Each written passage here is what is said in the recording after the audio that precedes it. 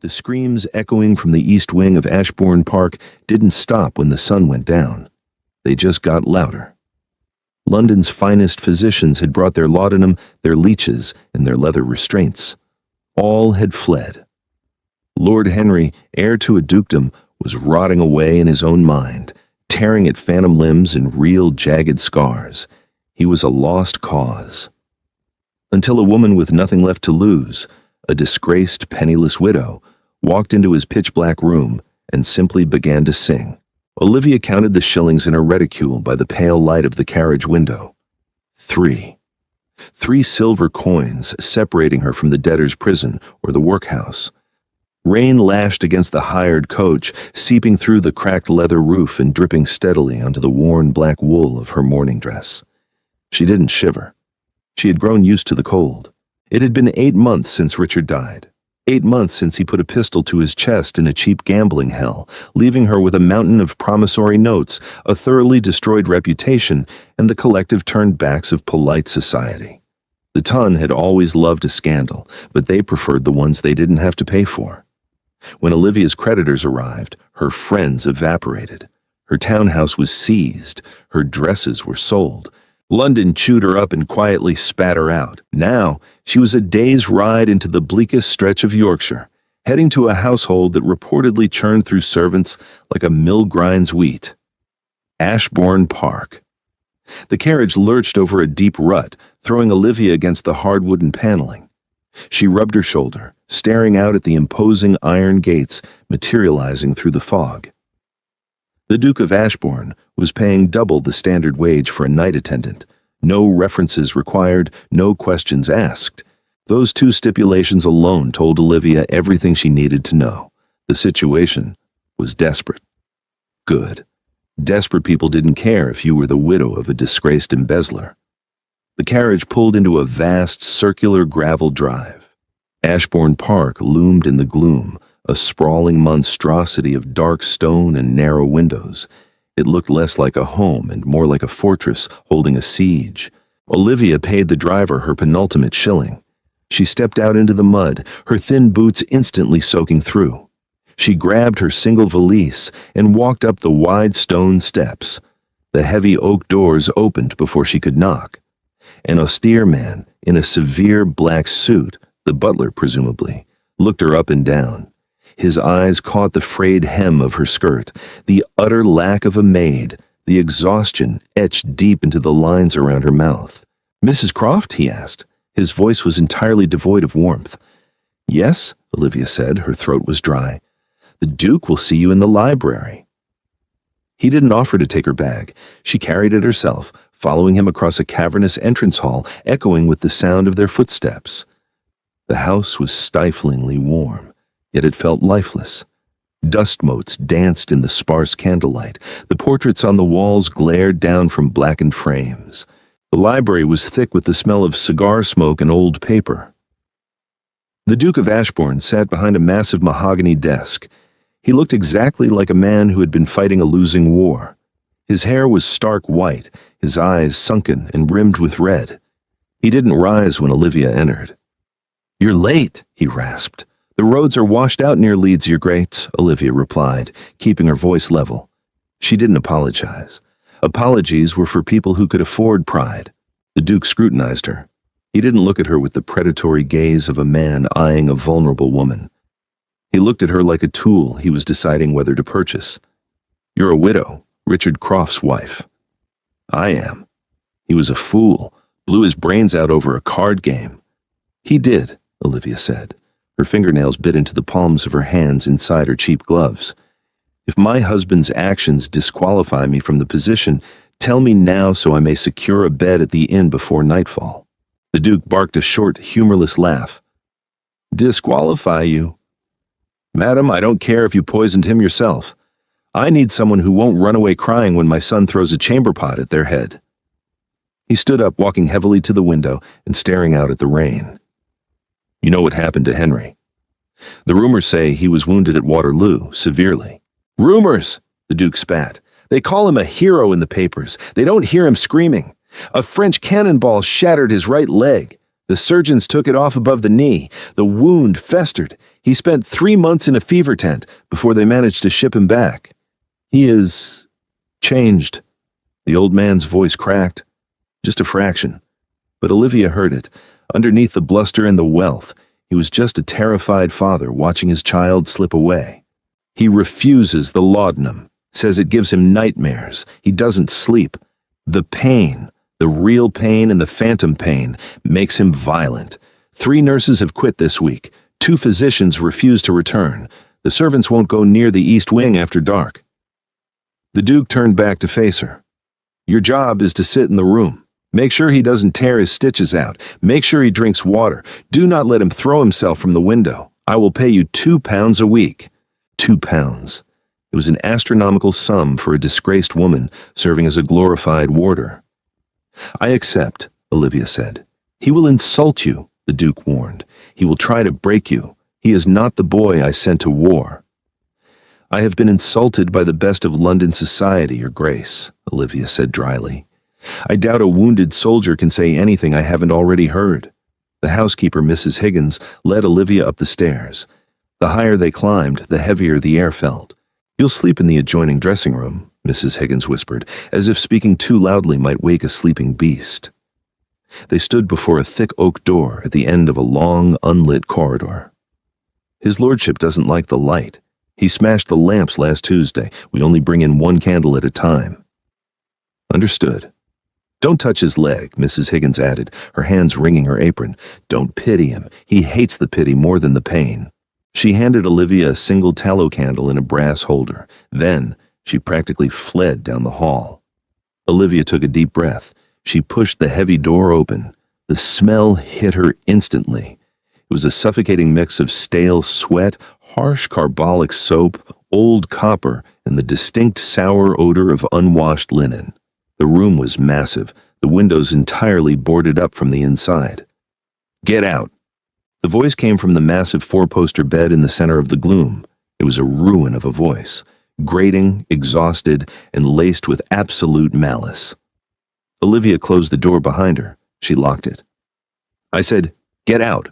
Something heavy and metallic flew out of the shadows. It slammed against the wall inches from Olivia's head, denting the plaster before clattering to the floor. A heavy brass candlestick. She didn't flinch. She had lived with Richard's drunken tantrums for 4 years. A thrown object was nothing new. She walked forward, the faint light of her candle pushing back the darkness. Lord Henry Pendleton was propped up against a mountain of pillows. He looked like a starved dog. His face was hollow, a harsh landscape of sharp cheekbones, and dark, bruised hollows under his eyes. A thick, jagged scar ran from his temple down to his jawline. His hair was dark, matted with sweat. He was gripping the bedsheets with white-knuckled intensity, his chest heaving. The right side of the blanket lay flat and empty, just below where his knee should be. You missed, Olivia said evenly. She set her candle down on a side table, safely out of his reach. Henry blinked, disoriented by her lack of panic. Who the hell are you? Olivia Croft, your new night attendant. I don't need an attendant. I need a loaded pistol. He let his head fall back against the pillows, closing his eyes. His jaw clenched so tight, Olivia could hear his teeth grinding. Go away, Mrs. Croft. Take your wages and run back downstairs with the rest of the cowards. I have nowhere to run to, Olivia said. She walked over to the wash basin. The water was stale. She grabbed a clean rag, dipped it in, and wrung it out. And I need the money. So you will tolerate me, or you will have to throw me out the window yourself. Given your current mobility, I fancy my chances. Henry's eyes snapped open. Pure fury flared in the darkness. You insolent! He tried to lunge forward. The movement tore at his stump. A choked, agonizing sound ripped from his throat. He collapsed back, clutching his right thigh, his whole body trembling violently. The bravado vanished, replaced by stark, naked agony. Olivia stepped closer. She didn't offer sympathetic clucking. She didn't say, hush now. She simply sat in the hard wooden chair beside the bed and waited. Minutes ticked by. Henry's breathing was ragged, shallow pants. Sweat beaded on his forehead. He was drowning in his own body. "It's on fire," he gasped out, his voice barely a whisper now. "The foot. My foot is on fire, but it isn't there." "Phantom pain," Olivia said. She had read about it in the medical journals Richard used to leave lying around before the debts consumed him. "Make it stop! God, please make it stop!" His fingers dug bloody half-moons into his own palms. The physicians had offered drugs. The nurses had offered prayers. Olivia had neither. She looked at the ruined man in the bed, stripped of his titles and his pride, reduced to raw nerve endings. She remembered sitting in the dark of her own empty townhouse the night the bailiffs took the furniture. She remembered the silence ringing in her ears, threatening to crush her. The only thing that had pushed the silence back was her own voice. Olivia leaned back in the chair. She didn't look at him. She looked at the flickering candle flame. And then she began to sing. It wasn't a hymn. It wasn't an aria from the opera houses she used to frequent. It was a low, mournful folk song she'd heard a barmaid singing in a tavern on the road up from London. A song about a sailor lost at sea and the cold water pulling him down. Her voice was an alto, rich, grounded, devoid of theatrics. It filled the stifling air of the room, vibrating against the stone walls. Henry stiffened. "What are you doing?" he hissed through the pain. "Singing. It distracts me from the smell of this room." She didn't stop. She kept the rhythm slow, steady, like a heartbeat, and the sea took him down, to the dark, to the deep, where the sun doesn't shine and the weary can sleep. "Stop it," Henry ground out. "My head is pounding." She ignored him. She let the melody swell, pouring the exhaustion of her 8 months of hell into the notes, the bitterness, the grief, the absolute fatigue of staying alive. Henry squeezed his eyes shut. He braced himself for another wave of agonizing pain. But the room wasn't silent anymore. The horrific ringing in his ears, the sound of cannon fire he heard every time he closed his eyes, it was suddenly fighting against the sound of her voice. Olivia sang through the song twice. Then she moved on to another, an old lullaby. Then a bawdy drinking song, deliberately slowing the tempo until it sounded like a lament. For an hour, she didn't stop. Her throat began to feel like sandpaper. Finally, she let the last note fade into the shadows. The silence rushed back in. Olivia waited for the yelling. She waited for him to reach for another object to throw. She looked over at the bed. Henry's grip on the bedsheets had loosened. His breathing had deepened, no longer the frantic panting of a trapped animal. His eyes were closed. He wasn't asleep, but the tremors had stopped. "My throat is dry," Olivia said plainly. "I'm going to pour myself a glass of water. Try not to die while my back is turned." Henry didn't open his eyes, but as she stood up, a rough, exhausted voice drifted from the pillows. "You sing like a fishwife, Mrs. Croft." A tiny, cynical smile tugged at the corner of Olivia's mouth.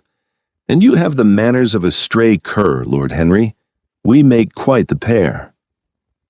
It was not a miraculous recovery. Magic cures belonged in cheap Gothic novels. The reality of Ashbourne Park was measured in inches, blood, and setbacks. The next night, Henry threw a water pitcher that shattered against the heavy oak door. Olivia calmly swept up the glass, humming a sea shanty as she worked. 3 nights later, the fever returned. His stump became red and angry, the skin pulled tight over the bone. The local apothecary, a nervous, sweating man named Dr. Abbott, was summoned. He tried to administer a heavy dose of laudanum. Henry, delirious and thrashing, broke the doctor's nose with a wild swing of his arm. "Hold him down!" Abbott shrieked, backing away with blood streaming down his chin. "He'll tear the sutures!" The 2 burly footmen hesitated. "Get out!" Olivia snapped at the doctor. "Madam, he needs the opiate." "I said get out." She grabbed the basin of cold water and a clean cloth. "All of you, leave." When the heavy door clicked shut, Olivia walked to the bed. Henry was panting, his eyes wild, unseeing. He was back in the mud of Belgium. "They're coming," he mumbled, his hands clawing at the blankets. "Guns on the ridge, move them up." "Henry?" Olivia didn't use his title. She grabbed his flailing wrists. He was frighteningly strong, even half-starved. "You are in Yorkshire. You are in a bed." He fought her, his grip bruising her forearms. "Leave me. Take the leg. Just take it." "It's already gone," Olivia said harshly. She leaned down, forcing him to look at her. "The leg is gone, Henry. The war is over. You are alive. Do you hear me? You are alive, and it is miserable. But you are here." He blinked, the fog of the fever parting just enough to focus on her face. She pressed the cold, wet cloth to his burning forehead, and she started to sing. This time, she didn't sing a folk song. She sang a complicated, haunting piece from a Handel opera. The notes required precision, breath control, absolute focus. It was a song of immense, overwhelming grief. Henry stopped thrashing. The sheer incongruity of a woman in a stained apron singing high opera in a dark, foul-smelling room anchored him. He stared at her, his chest heaving, his fevered brain latching onto the clarity of her voice like a drowning man gripping a rope. She sang until the cloth on his head grew warm. She re-wet it and kept singing. She sat on the edge of the bed for 4 hours, holding his left hand, pinning it down so he wouldn't scratch at his wound. By dawn, the fever broke. Henry opened his eyes. The room was gray with morning light leaking through the cracks in the boards. Olivia was asleep in the hard wooden chair, her head resting awkwardly against the wall. She looked exhausted. Dark circles bruised the skin under her eyes. Her hair was falling out of its pins. He stared at the ceiling. The pain was still there. A dull, throbbing ache at the end of a limb that didn't exist. But the crushing, suffocating panic, the feeling that he was falling into a bottomless pit, was gone. He cleared his throat. It sounded like grinding stones. Olivia jerked awake. She sat up straight, instantly guarded, smoothing her skirts. "You're awake." "Regrettably," Henry said. "How's the pain?" "Tolerable.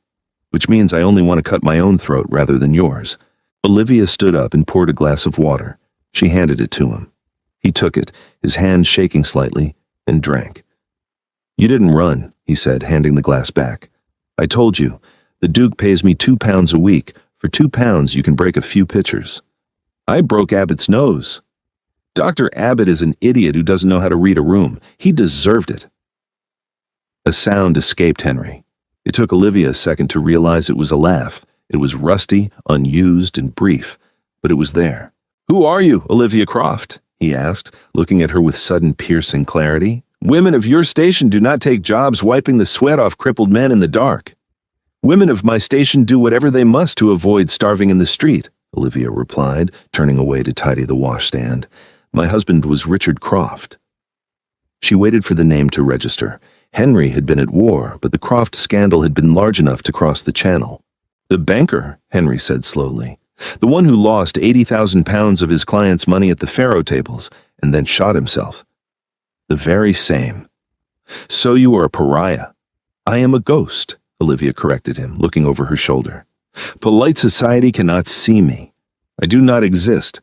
I am merely a machine that dispenses cold water and terrible singing." Henry looked down at his empty right trouser leg. "Then we have much in common. The ton loves a war hero, but they despise a cripple. They don't know where to look when I enter a room, so I stopped entering rooms. You locked yourself in the dark and decided to rot. It's easier." "It's pathetic," Olivia said flatly. Henry's head snapped up, anger flashing in his dark eyes. "Excuse me?" "You heard me." Olivia walked to the heavy velvet curtains that covered the boarded-up windows.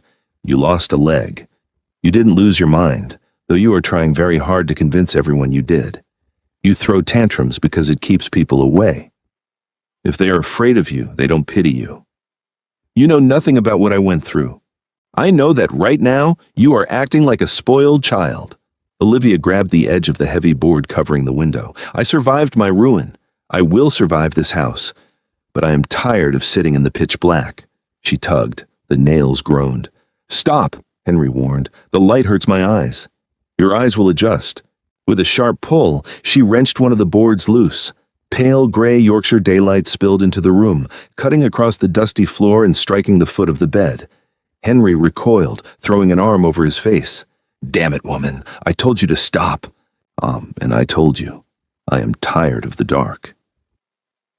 Olivia walked back to the chair and sat down in the shaft of light. It illuminated the dust on her dress and the defiant tilt of her chin. "I will sing for you when the ghosts get too loud, Lord Henry. I will change your bandages. I will endure your foul temper. but I will not let you pretend you are already dead. Not on my watch." Henry lowered his arm, squinting through the sudden brightness. He looked at her, really looked at her. She wasn't beautiful in the soft, delicate way the women of the ton were. She was sharp, guarded, forged in a fire of public humiliation. "You're a very difficult woman, Mrs. Croft." Olivia offered a tight, uncompromising smile. "You haven't seen the half of it, my lord. Now, eat your gruel, or I shall sing the tavern song again, and this time I will attempt harmony." For the first time in 6 months, Henry Pendleton didn't throw his breakfast tray at the wall. He picked up his spoon, keeping his eyes on the woman sitting in the light. Over the next fortnight, Olivia removed the remaining boards from the windows, one by one. She didn't ask for permission. She simply waited until Henry was too exhausted to argue, took the iron crowbar from the hearth, and pried the wood away. The light revealed the true devastation of the room. The expensive Persian rugs were stained with spilled medicine and tea. The wallpaper, a dark, oppressive crimson, was peeling at the corners.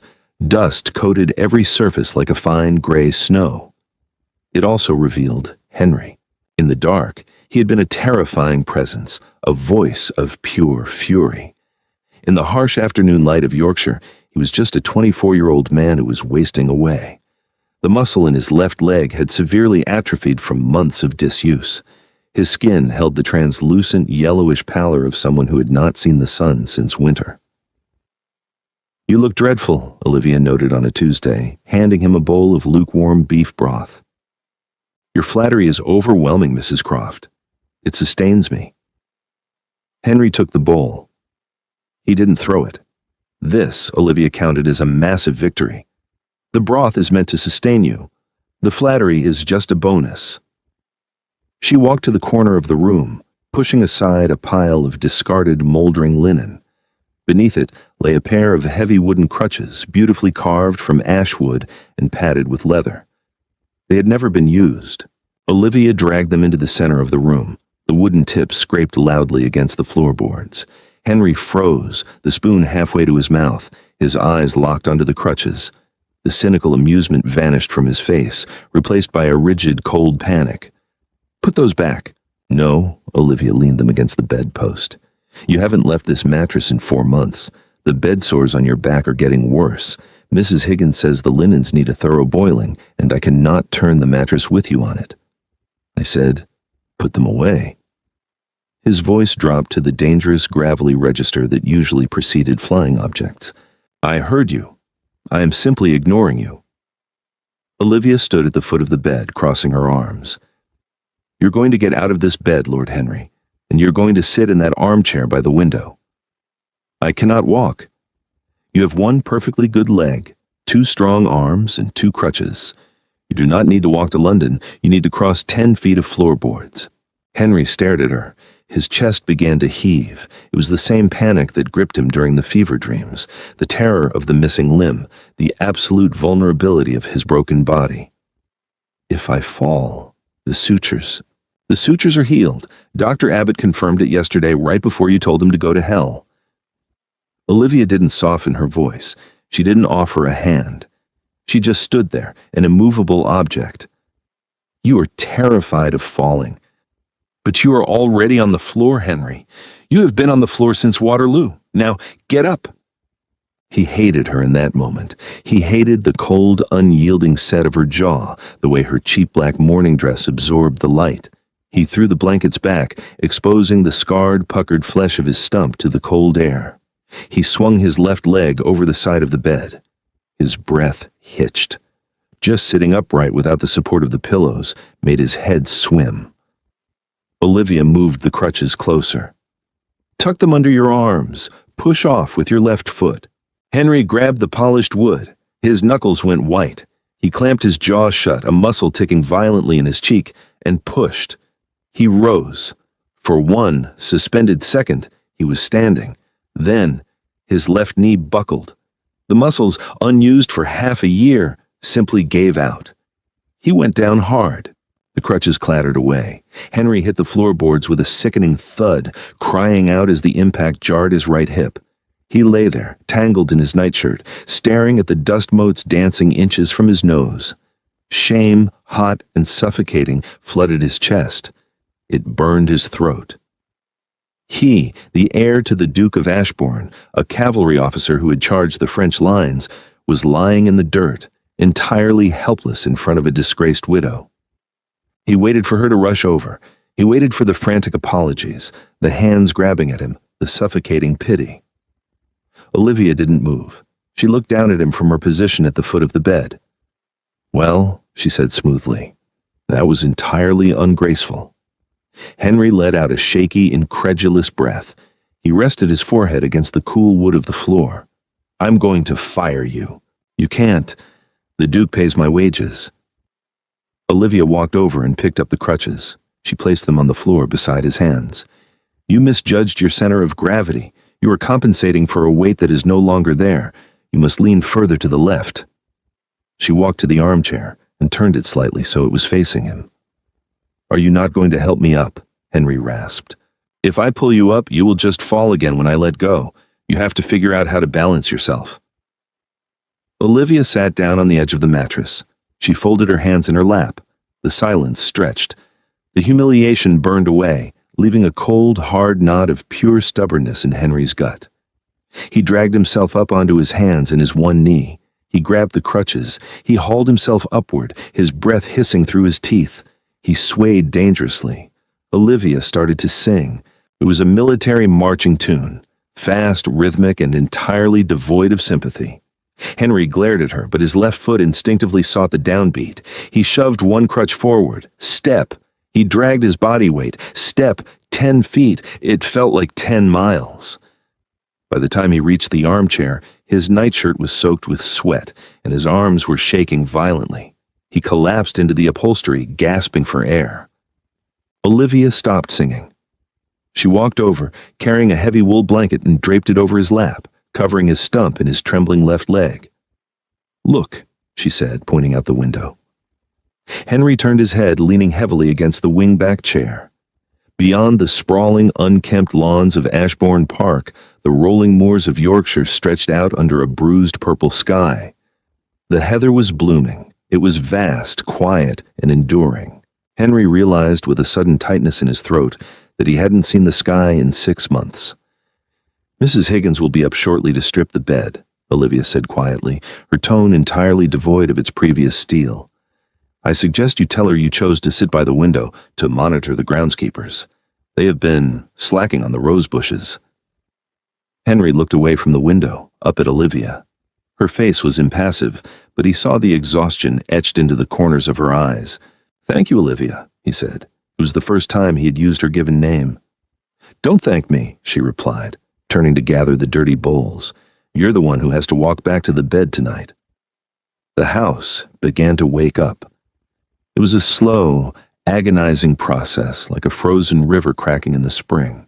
Henry spent an hour in the chair the next day, 2 hours the day after. By the end of the month, he was capable of pacing the length of his bedroom, the thump drag of his crutches replacing the silence of the east wing. He still refused to leave the room. He still had terrible nights where the phantom pain drove him to the brink of madness, forcing Olivia to sing until her voice was a raw croak. But he was alive. The Duke noticed. He stopped by the room less frequently, unable to look at his son without seeing the ghost of the boy who had left for war, but he sent up better food. He sent up books. And, disastrously, he began to invite guests back to Ashbourne Park. "He's trying to pretend everything is normal," Henry said grimly, looking down from his window at the gravel drive. A sleek black carriage had just pulled up, bearing the crest of the Earl of Stanhope. "He thinks if he hosts enough dinners, society will forget I am locked up here like the family secret." "Let him pretend," Olivia said, sorting a stack of new books on the desk. "It keeps the creditors away and the servants employed. Lord Stanhope brought his son, Julian." Henry's jaw clenched. "We were at Eton together. He bought a commission in the infantry, but stayed in London to manage logistics, while the rest of us went to Flanders." "A coward, then." "A survivor," Henry corrected. "He knows how to play the game."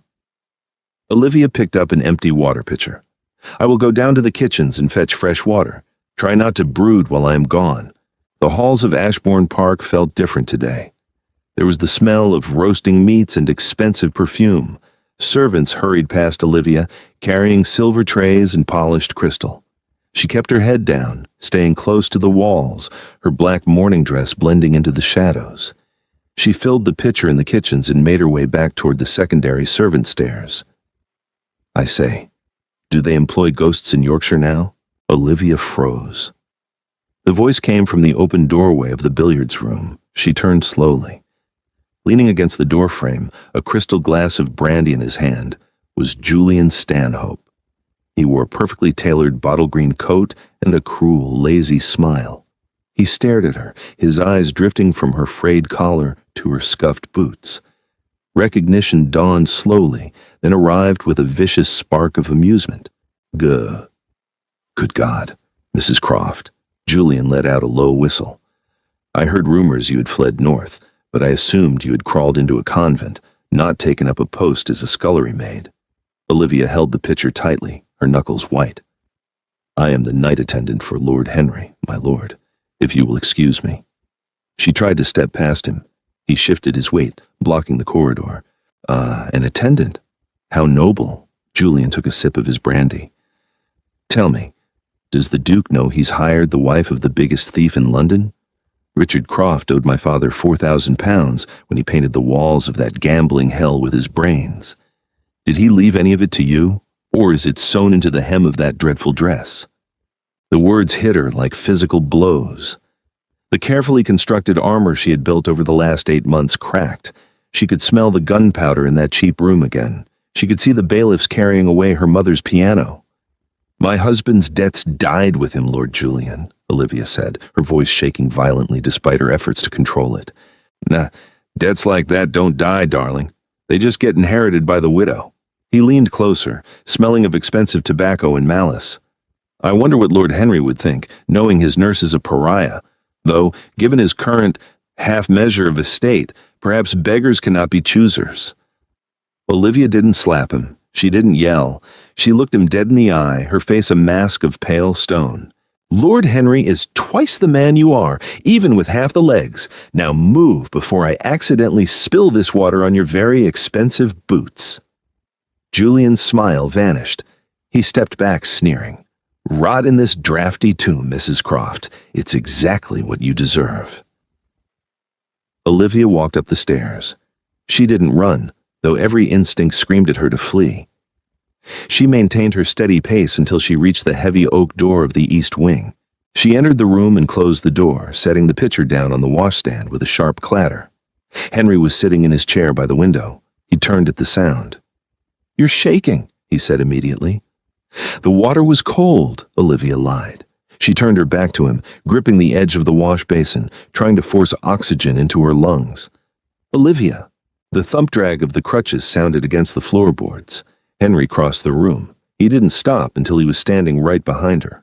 Turn around. She couldn't. If she looked at him, she would shatter. The humiliation Julian had reignited was burning her from the inside out. Henry reached out, his large hand gently catching her shoulder. He turned her to face him. He saw the sheen of unshed tears in her eyes, the stark white of her face, the way she was biting the inside of her lip to keep it from trembling. Who was it? Henry's voice wasn't loud, but it was lethal. It was the voice of a man accustomed to giving orders in the heat of battle.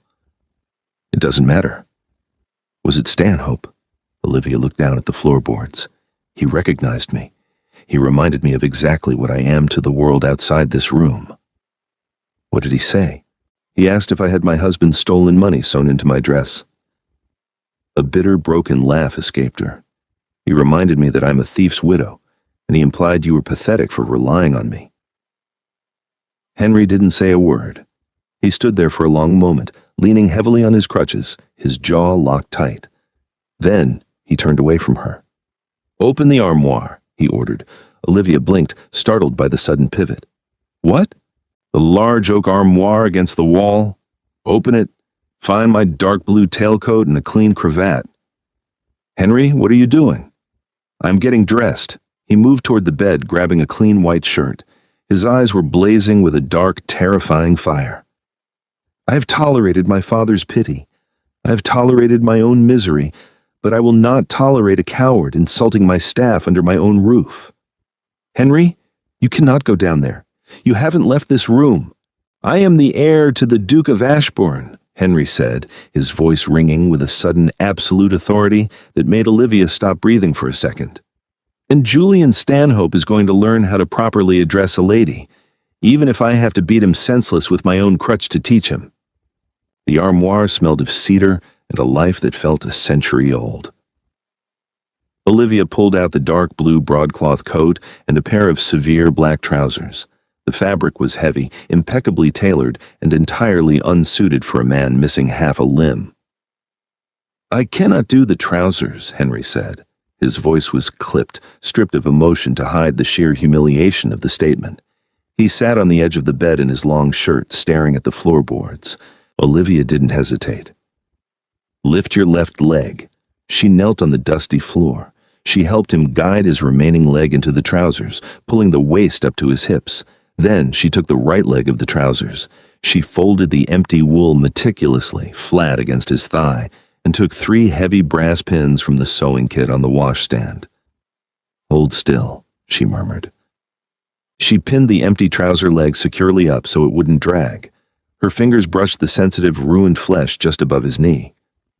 Henry flinched, a sharp intake of breath hissing through his teeth.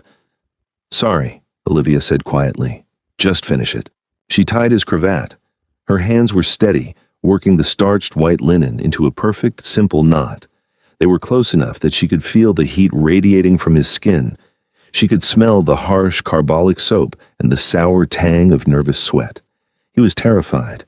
He was about to show his broken body to the very people who had whispered about his ruin. "Henry," Olivia said, her hands resting briefly on his chest, "you do not have to do this. Your honor does not require you to defend mine." He looked down at her. The cynical exhaustion was gone from his eyes, replaced by a cold, aristocratic fury. "My honor has been sitting in a dark room for 6 months. It is time I took it for a walk." He grabbed his crutches. The journey to the door was agonizingly slow. The journey down the grand oak staircase was a waking nightmare. Henry took it one step at a time. Plant the crutches, lower the left foot, take the weight. The muscles in his arms trembled violently. Sweat beaded on his forehead, threatening to ruin his fresh cravat. Olivia walked one step below him, her back straight, her hands hovering just inches from his waist, ready to catch him if he fell. She would not be able to hold his weight, but she would take the brunt of the impact. They reached the landing. The sounds of the dinner party drifted from the formal dining room. Clinking silver, polite laughter, the low murmur of wealthy men discussing politics while their sons drank the Duke's expensive port. Henry stopped. He closed his eyes, his chest heaving. The phantom pain in his right foot flared, a sharp, burning spike that made his vision blur. "Henry," Olivia whispered. He opened his eyes. He looked at the closed double doors of the dining room. He shifted his grip on the polished ashwood of his crutches. "Open the doors, Mrs. Croft." Olivia stepped forward. She grabbed the brass handles and pushed. The heavy doors swung inward. The polite laughter died instantly. Silence, thick and absolute, dropped over the dining room like a lead weight. 20 faces turned toward the doorway. The Duke of Ashbourne, seated at the head of the long mahogany table, dropped his crystal goblet. It shattered against the silver platter of roasted pheasant, a loud, violent crack in the quiet room. Henry stepped into the light. He didn't look like a victim. The stark pallor of his skin and the dark hollows under his eyes made him look like a vengeful ghost, carved from marble and dressed for a funeral. The pinned, empty trouser leg was a glaring, undeniable fact in the center of the opulent room. He moved forward. The heavy thud of his crutches on the parquet floor echoed off the painted ceiling. Thump, drag, thump, drag. He stopped at the foot of the table. He didn't look at his father. He looked directly at the younger Stanhope, who was sitting halfway down the left side, his face suddenly devoid of blood. "Lord Stanhope," Henry said. His voice was a rasp, destroyed by months of screaming, but it carried the unquestionable authority of his bloodline. Stanhope stood up. He tried to muster a smile, but it looked like a grimace. "Ashbourne, we did not expect you to join us." "Clearly," Henry leaned his weight onto his left crutch. "I understand you had a conversation with my night attendant in the corridor." The guests exchanged horrified, frantic glances. The Duke gripped the edge of the table, his knuckles white. "I simply bumped into the woman," Stanhope stammered, his eyes darting to the pinned fabric of Henry's trousers and quickly looking away. "I recognized her from London. It was a shock, given her history." "Her history is no concern of yours," Henry stated, his voice dropping an octave. "Her present is that she's a member of my household. She's under my protection." "Henry, surely you know who she is," Stanhope said, attempting a desperate pivot to aristocratic solidarity. "Her husband stole—" "Her husband died a coward," Henry interrupted brutally. "He shot himself rather than face the consequences of his actions. I have zero tolerance for cowards, Stanhope. I developed an intense distaste for them while I was bleeding in the mud at Waterloo, and you were managing supply wagons in Mayfair." A collective gasp rippled through the older women at the table. Stanhope's face flushed a violent, ugly red. "You insult me," Stanhope spat. "I am observing a fact." Henry didn't raise his voice. He didn't need to. He commanded the room completely. "You insulted a woman in my employ. A woman who has spent the last month doing the agonizing, filthy work that none of you so-called friends had the stomach to witness. You will apologize to her, now." Stanhope stiffened. "I will not apologize to a thief's widow." Henry shifted his weight. He lifted his right crutch off the floor and slammed the heavy wooden base onto the polished mahogany table. Silverware jumped. Crystal rang. "You will apologize to Mrs. Croft," Henry roared, the sound tearing from his chest, raw and terrifying. "Or I will have my footmen drag you out to the gravel, and I will beat you senseless with this piece of wood." Nobody moved. Nobody breathed. The Duke of Ashbourne finally stood. He looked at his son. He didn't see a broken invalid. He saw the Duke that Henry was born to be. "You heard my son, Stanhope," the Duke said coldly. "Apologize. Then call for your carriage." Stanhope looked around the table. He found no allies. The men were staring at their plates. The women were pointedly looking at the walls. He was ruined in Yorkshire. He looked at Olivia, who was standing quietly by the open doors, her face an unreadable mask. My apologies, Mrs. Croft," Stanhope choked out. He threw his napkin onto his plate, pushed his chair back violently, and stormed out of the room, passing Olivia without meeting her eyes. Henry watched him go. He lowered his crutch from the table. He looked at the remaining guests, his gaze sweeping over their horrified, pitying faces. "Enjoy your dinner," he rasped. He turned around. It was a clumsy, awkward maneuver on the crutches. He nearly lost his balance. Olivia stepped forward instantly, her hand hovering near his arm, but she didn't touch him. She let him find his center. Together, they walked out of the dining room, leaving the doors open behind them. The adrenaline lasted exactly until they reached the bottom of the stairs. Henry stopped. He stared up at the curving oak steps. There were 40 of them. They looked like the face of a sheer cliff. The fire that had sustained him in the dining room vanished, leaving behind a cold, crushing exhaustion. His left leg began to shake. A deep, agonizing tremor that started in his knee and worked its way up to his hip. "I can't," he whispered. The words tasted like ash. "You can," Olivia said. She moved to his right side, sliding her shoulder under his arm, taking the crutch from his right hand. "Lean on me." "I am too heavy. I will pull you down." "I have carried more weight than you, Henry." "Step." He stepped. He leaned heavily against her, his arm draped over her shoulders. She was small, but she was entirely solid. She didn't buckle under his weight. She braced her legs, holding him steady as he dragged his body up the first stair. It took them 20 minutes to climb to the second floor. By the time they reached the landing, Henry was gasping for air, his skin slick with a cold, sickly sweat. The phantom pain was returning with a vengeance, tearing at the absent nerves in his right foot, radiating up into his severed thigh. They staggered down the dark corridor of the east wing. Olivia kicked the door of his room open and practically carried him to the bed. He collapsed onto the mattress. He didn't even try to arrange his limbs. He curled onto his left side, clutching the stump of his right leg, his teeth grinding together so hard Olivia could hear it. "Water," he gasped. She poured a glass and held it to his lips, supporting the back of his head with her other hand. He drank greedily, coughing as the water caught in his dry throat. She unpinned the empty trouser leg. She unbuttoned his coat and pulled it off his shoulders, tossing it onto the floor. She untied the ruined, sweat-soaked cravat. Henry was shivering violently now. The shock of the exertion, combined with the pain, was throwing his body into a panic. He grabbed Olivia's wrist as she reached to pull the heavy quilt over him. His grip was bruising. His eyes were wide, blown dark with agony. "It burns, Olivia. God, it burns." "I know." She didn't pull her wrist away. She sat on the edge of the mattress, right beside him. "Why did I do that?" He choked out, squeezing his eyes shut. "I proved nothing. I'm exactly what they think I am, a broken thing." "You proved that you are still the master of this house," Olivia said fiercely. "You proved that Julian Stanhope is a coward, and you proved that you have not given up." "I am giving up right now," he groaned, his body curling tighter into a ball of sheer misery.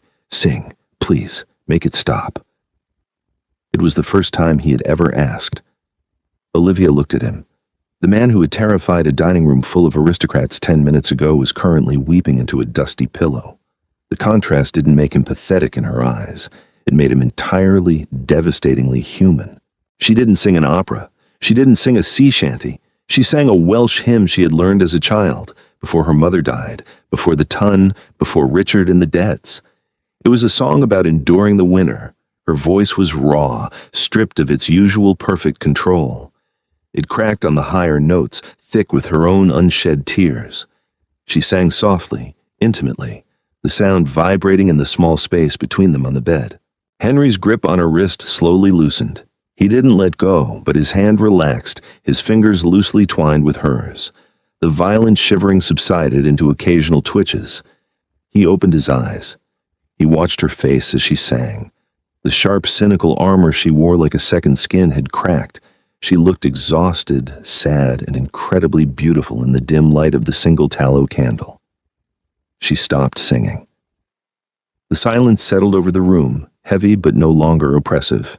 "You didn't have to defend me," Olivia said softly, looking down at their joined hands. "You paid a terrible physical price for my pride." "You've spent the last month fighting my ghosts in the dark," Henry replied. His voice was a bare whisper.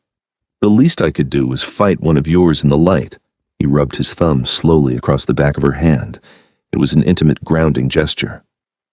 "You are not a pariah in this room, Olivia," he said. Olivia closed her eyes. A single tear, hot and betraying, slipped down her cheek. She didn't wipe it away. For the first time in 8 months, she didn't feel the need to hide it. "And you are not a broken thing in this room, Henry," she whispered back. Down the hall, standing in the shadows just outside the heavy oak door, the Duke of Ashbourne stood completely still. He had followed them up the stairs, terrified his son would collapse. He had heard the agonizing climb. He had heard the hymn. He listened to the quiet, devastating honesty of their voices. The Duke turned and walked silently back toward the stairs. He didn't know what his son and the disgraced widow were to each other, but he knew one thing with absolute certainty. If Olivia Croft ever left Ashbourne Park, his son would not survive it. The summons to the Duke's library came 3 mornings later, just as the frost was beginning to thaw on the window panes. Olivia found the old man standing by the hearth, a heavy leather pouch resting on his mahogany desk. It didn't clink like shillings. It landed with a dense, heavy thud of gold. £50, the Duke said without preamble. He didn't look at her. He looked at the burning coals. "An advance on your wages for the next year. With a guaranteed cottage on the southern edge of the estate, it has a good roof and a small garden." Olivia stood perfectly still. £50 was salvation. It was a wall between her and the crushing poverty that had nearly swallowed her in London. "I am a night attendant, Your Grace," she said carefully. "I am paid by the week." "You are whatever keeps my son breathing," the Duke corrected, turning to face her. The deep bags under his eyes had lightened, but the harsh, pragmatic set of his jaw remained. "He ate a full breakfast today. He asked for the morning papers. 3 days ago, he defended your honor in front of my peers. He's rejoining the living. Then my task is nearly complete. Don't play the fool, Mrs. Croft. It doesn't suit you." The Duke walked to the desk and tapped the leather pouch. "He leans on you. If you leave, the dark will take him again. I am paying you to stay." He paused, his pale eyes narrowing, calculating the exact weight of his next words. "But let us be painfully clear about the nature of your staying. Henry is the heir to Ashbourne. When he is fully recovered, he will need to marry a woman of flawless breeding to repair the damage this seclusion has done to our name. A duke cannot marry a pariah." The words were not said with malice. They were stated as undeniable facts of their world, as basic as gravity. Olivia felt a cold knot tighten in her stomach. It wasn't shock. It was the brutal, cynical reality she had known all along, finally spoken aloud. "You are asking me to be his permanent nurse," Olivia said, her voice entirely flat, "and eventually his secret, tucked away in a cottage with a good roof." "I am offering you absolute financial security for the rest of your life," the Duke countered. "A ruined widow with your debts cannot ask for a better bargain. You will not find mercy in London. You will only find it here." Olivia looked at the heavy purse. She thought of Richard, blowing his brains out over a card table because he couldn't face the ledger. She thought of the cold, the hunger, the absolute terror of having nothing. She walked forward. She didn't offer a dramatic refusal. She didn't throw the money in his face. She picked up the heavy leather pouch. "I will accept the wages for my continued medical care of your son, Your Grace," Olivia said, her spine rigidly straight. "But I will sleep in the house, not the cottage, and I will not be your family's dirty secret. When Henry no longer needs a nurse, I will leave." The Duke studied her, a flicker of genuine respect cutting through his aristocratic arrogance. "He will never let you leave." "He will not have a choice," Olivia replied, "and neither will I." Autumn bled into early winter. The Yorkshire moors turned a violent, beautiful shade of bruised purple and brown. Henry's recovery ceased to be a fragile, terrifying thing. It became a grueling, physical labor. His shoulders broadened, bearing the daily weight of the heavy wooden crutches. His hands developed thick yellow calluses. The hollows in his cheeks filled out, bringing back the sharp, handsome angles of the aristocratic soldier he had been, albeit hardened by pain. They walked the grounds together every afternoon. Henry set the brutal pace, punishing his remaining leg, forcing himself to navigate the uneven, muddy terrain of the gardens. Olivia walked beside him, wrapped in a thick wool shawl. They didn't talk much during these walks. They didn't need to. The silence between them was no longer the heavy, suffocating quiet of a sick room. It was the comfortable, steady silence of two veterans who had survived a siege. He only needed the singing on the worst nights now. When the rain rolled in from the north, the damp cold sank into his severed nerves, causing the phantom limb to burn. On those nights, Olivia would sit in the chair by the hearth, not the bed, and sing low, quiet ballads until the tension bled out of his jaw. They were careful. They never spoke of the dinner party. They never spoke of the future.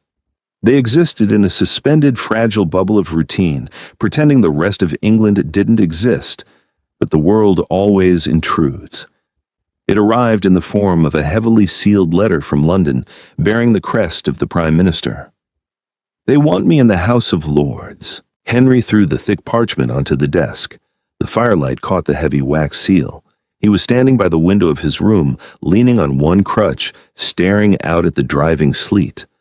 Olivia was stripping the bed, tossing the heavy linens into a wicker basket. She paused, her hands gripping a white sheet. "Your father must be thrilled," she said. Her voice gave nothing away. "They want to parade the hero of Waterloo to push through a new military spending bill. They think a missing leg will make a fine prop for their speeches."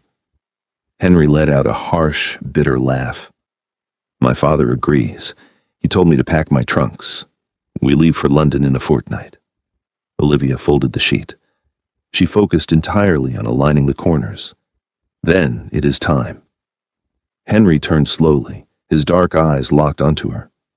"Time for what?" "For me to pack my own trunk." Olivia placed the folded sheet in the basket. She didn't look at him. If she looked at him, the meticulously constructed wall holding back her grief would shatter. "Your fever has not returned in 2 months. You can walk a mile on the moors without resting. You no longer need a night attendant, Lord Henry. And London does not tolerate ghosts in its drawing rooms. The silence in the room became incredibly heavy. The thump of Henry's single crutch crossing the floorboards sounded like a hammer striking an anvil. He stopped directly in front of her. "Look at me." Olivia kept her eyes on the wicker basket. "I will speak to Mrs. Higgins about arranging a carriage." Henry's hand shot out. He gripped her chin, his calloused fingers rough but incredibly gentle, forcing her to look up. His face was inches from hers. The sharp angles of his jaw were tight with suppressed emotion. The smell of cold rain and carbolic soap surrounded him. "Do you think I am going to London?" he asked quietly. "You must. You are the Duke's heir." "I am a cripple," Henry said brutally, refusing to let her look away. "I am a half-man who wakes up screaming when the wind blows from the east. London wants a shiny, tragic hero. If I go back, they will stare at my pinned trousers, they will whisper behind their fans, and they will slowly, politely suffocate me. You survived the French artillery, Henry. You can survive a ballroom." "I don't want to survive!" The words tore from his throat, echoing off the stone walls. He dropped his hand from her chin, his chest heaving. "I spent 6 months wanting to die in this room. You dragged me out of the dark. You bled for me. You fought my ghosts with nothing but your voice and absolute terrifying stubbornness. I'm not going back to a world that looks at you and sees a thief's widow and looks at me and sees a broken toy." Olivia's breath hitched. She took a step back, hitting the edge of the mattress. "Henry, stop! You don't know what you are doing." "I know exactly what I am doing." He leaned heavily on his crutch, reaching into the pocket of his waistcoat. He pulled out the heavy leather pouch of gold his father had given her months ago. He tossed it onto the bed. It landed with a dull thud. "My father told me about his bargain. He told me he tried to buy you as my permanent nursemaid. A dirty secret for the cottage." Olivia stared at the gold. The humiliation burned her throat. "I took the money, Henry. I am ruined." "You are free," Henry corrected fiercely. He closed the distance between them again. He didn't touch her chin this time. He reached up and cupped the side of her face, his thumb brushing over her cheekbone. "The ton threw you away. The war took my leg. Polite society has no use for either of us. Let them have London. Let my father have his empty title." Henry, a tear finally broke free, tracing a hot path over his thumb. "They will cut you dead. They will say the pain made you mad. Let them." He stepped closer, his body crowding hers against the bed frame. There was no hesitation in his eyes, only the absolute cynical certainty of a man who had already lost everything and found the one thing worth keeping. "Stay in Yorkshire with me, Olivia. Not as my nurse, not as a secret in a cottage. Marry me, walk the moors with me, sing to me when the dark gets too loud, and let me spend the rest of my life making sure no one ever looks down on you again." It wasn't a fairy tale proposal. It was a lifeline thrown across a trench. It was messy, complicated, and entirely rooted in the brutal realities of their lives. Olivia looked into the dark, exhausted, fiercely alive eyes of the man she had pulled from the brink of death. She saw the scarred jaw. She saw the pinned trouser leg. She saw her equal. She reached up, her hands gripping the thick wool of his coat lapels. "They will say I manipulated you," she whispered, her voice shaking. "They will say the disgraced widow stole the Duke's mad heir." A slow, genuine smile broke across Henry's face, transforming him completely. The cynical edge vanished, leaving behind the devastatingly handsome soldier who had finally come home. "My dear Mrs. Croft," Henry murmured, lowering his head until his lips were a breath away from hers. "Let them say whatever the hell they want. They are too far away to hear us anyway." When he kissed her, it wasn't a tentative, polite brush of lips. It was a desperate, grounding collision. It tasted of salt, of survival, and of a quiet, unshakable defiance. Olivia kissed him back, anchoring her hands in his hair, pulling him closer, holding his weight. Outside the boarded-up windows, the Yorkshire sleet battered against the stone walls of Ashbourne Park. But inside the East Wing, the dark was finally permanently gone. And that brings us to the end of Olivia and Henry's incredible journey. From a dark, suffocating room to a defiant love on the Yorkshire moors, they proved that sometimes the most broken pieces fit together perfectly. If you loved this grounded, gritty take on Regency romance, smash that like button right now. Don't forget to subscribe and hit the notification bell so you never miss another historical drama. What was your favorite moment between the widow and the heir? Let me know down in the comments and share this video with your fellow romance addicts. See you in the next story.